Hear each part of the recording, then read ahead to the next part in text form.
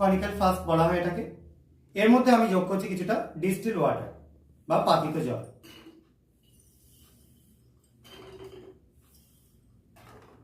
এটা tap water দিয়ে করলেও হবে, কোনো অসুবিধা নেই।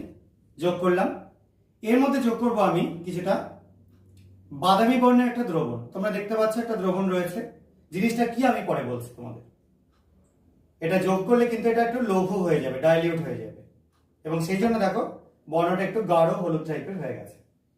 সবাই দেখতে পাচ্ছ স্ট্র ইয়েলো কালার।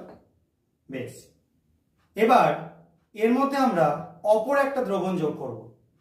এই যে দেখতে পাচ্ছ একটু সবুজাভ হলুদ বর্ণের হালকা একটা দ্রবণ।